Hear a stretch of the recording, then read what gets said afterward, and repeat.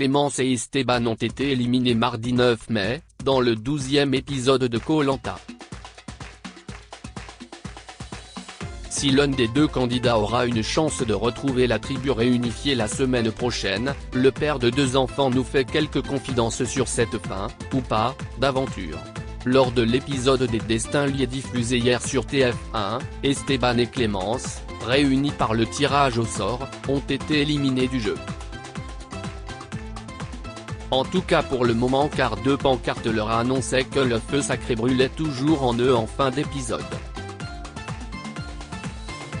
Avant de connaître l'issue du duel entre les 2 candidats la semaine prochaine, nous avons interrogé le Chartrain quadragénaire. Esteban, Koh-Lanta le feu sacré, mes enfants m'ont demandé de participer. Télé loisirs, vous vous dites exténué en ce début d'épisode.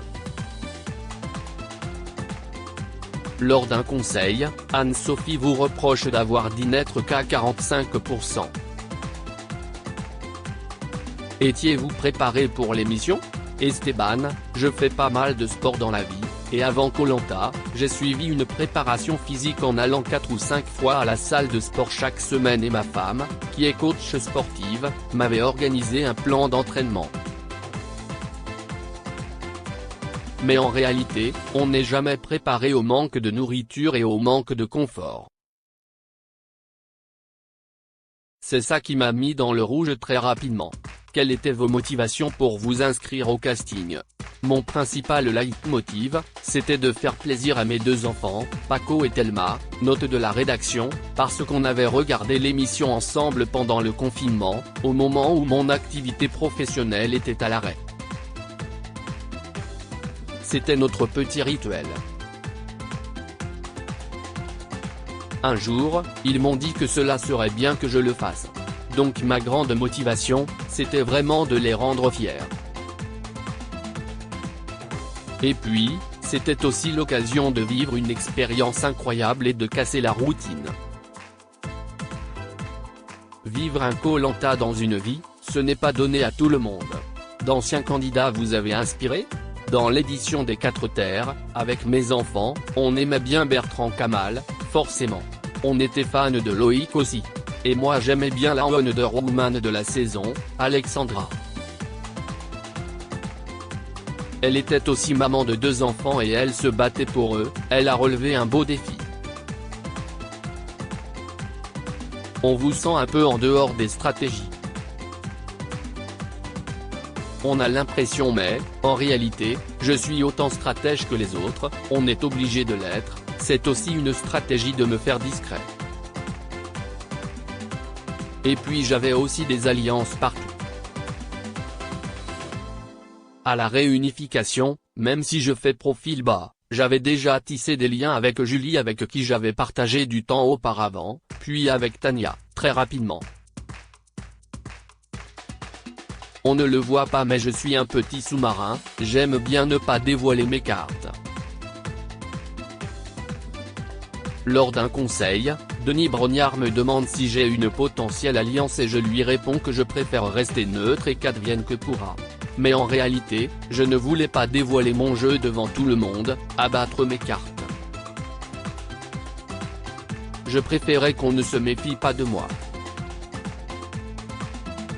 J'ai quand même réussi à rester au moins jusqu'au 33e jour dans l'émission d'hier. Vous n'étiez donc pas l'électron libre décrit par Clémence? J'ai ne donnais l'apparence mais pas du tout.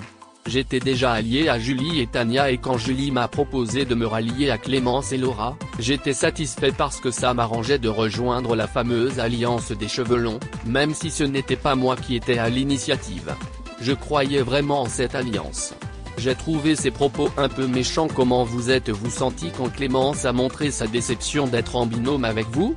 J'ai été déçu de découvrir ça en regardant l'épisode. J'ai trouvé ces propos un peu méchants et je dois avouer que je ne m'attendais pas à ça, d'autant plus que devant moi, elle me disait le contraire, elle savait que j'étais fatigué mais qu'on allait se battre et je la sentais sincère alors que ce n'était pas le cas. J'ai presque été choqué. Moi j'étais sincère. Honnêtement, elle n'était pas mon premier choix. J'aurais préféré me retrouver en binôme avec Julie ou avec Tania, même si elle était la moins en forme des filles, physiquement. Mais me retrouver avec Clémence, c'était le destin et je me suis dit pourquoi pas. Et puis elle est forte physiquement et sportivement parlant. Sur quel genre d'épreuve espériez-vous tomber pour tirer votre épingle du jeu? À ce stade, avec la faiblesse mentale et physique que je ressentais, je n'ai aucune idée car les épreuves sont toutes plus dures les unes que les autres.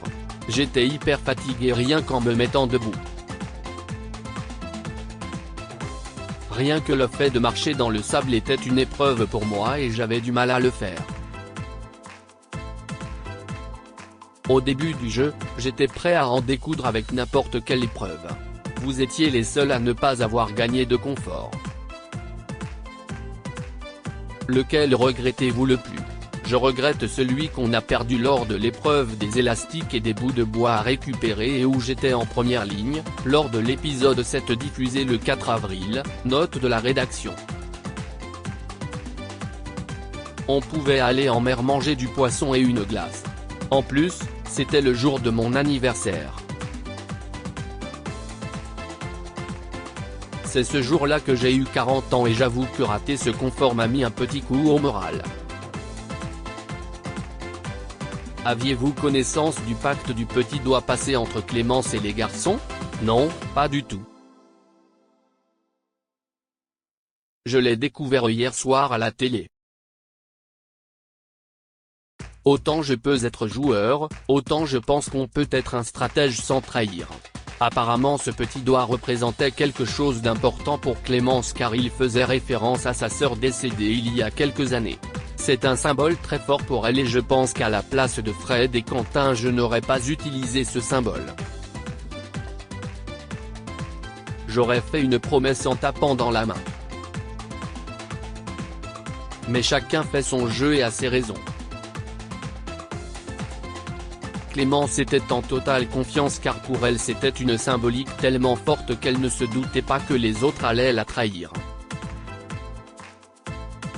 Cela prouve bien que Koh-Lanta est vraiment un jeu d'échecs où on ne peut faire confiance à personne. On a hésité à donner le vote noir à Laura. Pourquoi avoir donné votre vote noir à Quentin plutôt qu'à une fille de votre alliance? Au dernier conseil, Quentin avait voté contre Nicolas donc je me suis dit qu'il allait dans notre sens, qu'il s'était rallié à notre cause.